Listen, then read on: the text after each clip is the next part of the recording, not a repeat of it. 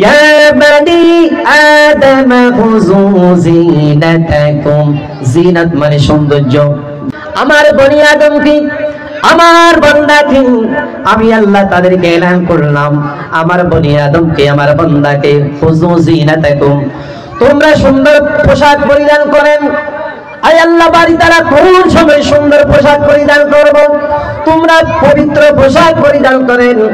আদামা খুযু জিনাতাকুম ইনদা কুল্লি মাসজিদিন ওয়া কুলু ওয়াশরাবু, যখন আমি আল্লাহর ঘরের মধ্যে আযান করবেন, আল্লাহর ঘর থেকে যখন এলান আসবেন, ও আমার বান্দা তোমরা মসজিদে এসে যাও।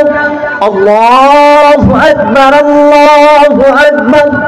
আল্লাহর ঘর থেকে যখন এলান আসবেন, বান্দারা ঘর থেকে বের হবেন, সেই মুহূর্তের মধ্যে আল্লাহ পাক রব্বুল আলামিন কোরআনুল কারীমের মধ্যে বলেছেন আদামা খুযু, আদম মানে আমরা, খুযু জিনাতাকুম মানে তোমাদের সুন্দর পোশাক পরিধান করেন। তোমরা নামাজ পোশাক পরিধান করে ওয়াইউদা কুল্লি মাসজিদিন ওয়া কুলু ওয়াশরাবু, আমি আল্লাহর ঘরের মধ্যে আসিয়েন না নাপাক পোশাক পরিধান করে।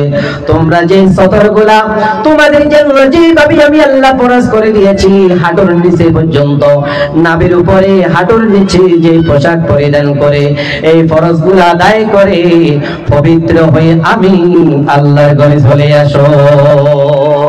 এটা বলেছেন কে? এমন সমাজের মধ্যে দেখা যায় এমন পোশাক পরিধান করে আমাদের নিয়ম ছেলেরা এমন পোশাক পরিধান করে রুকের মধ্যে যদি যায়, তাদের এমন প্যান্ট পরিধান করে পায়খানার রাস্তার যে আকৃতি পর্যন্ত সেইখানের মধ্যে দেখা যায়। আর এমন সন্তান এলাকার মধ্যে আছে মুসলমানের সন্তান, আমরা কিন্তু নামী মুসলমান, আমাদের সালাফিরা সব ইহুদি নাসারার কালচার। কথা বলেন ঠিক কি না?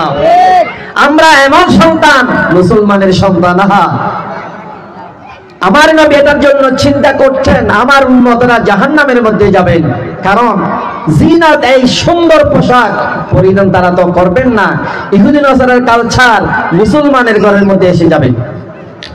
সেই জন্য আল্লাহ পাক রব্বুল আলামিন বলেছেন তোমাদের প্রথমেই সতরগুলা ডাকবেন, হাঁটুর নিচে তোমাদের জামা পরিধান করবেন, তখন ফরজ আদায় হয়ে যাবে। নাভির উপরে তোমাদের প্যান্টগুলা জামাগুলা পরবেন, তখন ফরজ আদায় হয়ে যাবে। এই ফরজগুলা আদায় করে আল্লাহ পাক রব্বুল আলামিন আমার নবীকে বলেছেন জিবরাইল যাও আমার নবীর কদমে। সাহাবায়ে কিরাম প্রশ্ন করবেন ইয়া রাসূলুল্লাহ কিভাবে আল্লাহ কি পাবো, ইয়া রাসূলুল্লাহ কিভাবে আল্লাহকে রাজি করব। এই কথা বলবেন যেন আমার নবী উত্তর দিতে পারে, জবাব দিতে পারে। এই আয়াতে কারীম আমার নবীকে বলে দাও। সাথে সাথে বললেন জিবরাইল আলাইহিস সালাম আমার নবীর কদমে এসে আমার নবীকে সালাম দিলেন। আমার নবী বললেন ভাই বসেন। জিবরাইল আলাইহিস সালাম সেই মুহূর্তের মধ্যে যে আল্লাহ পাক রব্বুল আলামিন আয়াতে কারীমা নাযিল করলেন ওয়াসজুদি ওয়াকতারিব, এই আয়াতে কারীমা আমার নবীর কদমে জিবরাইল আলাইহিস সালাম বললেন।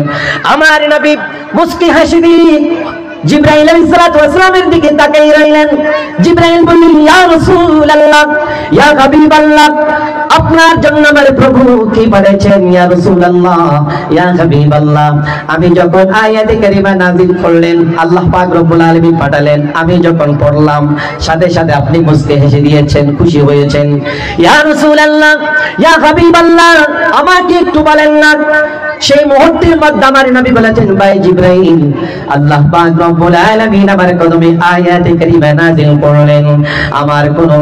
আমার কোন সাহাবী, আমার কোন উম্মত যদি আমার কাছে যদি আল্লাহকে কিভাবে পাবে, আল্লাহর তালাশি করলে কিভাবে আল্লাহকে পাওয়া যাবে এটা প্রশ্ন করেন, সেটা বলে দেওয়ার জন্য আয়াতে কারীমা নাযিল করলেন। তার জন্য যখন আল্লাহকে যদি পেতে চায় ওয়াসজুদ ওয়াকতারিব, নামাজের মাধ্যমে আল্লাহর জিকির করো, তখন ওই নামাজের মধ্যে আল্লাহ বান্দার জন্য হাজিরা দিয়ে দিবে।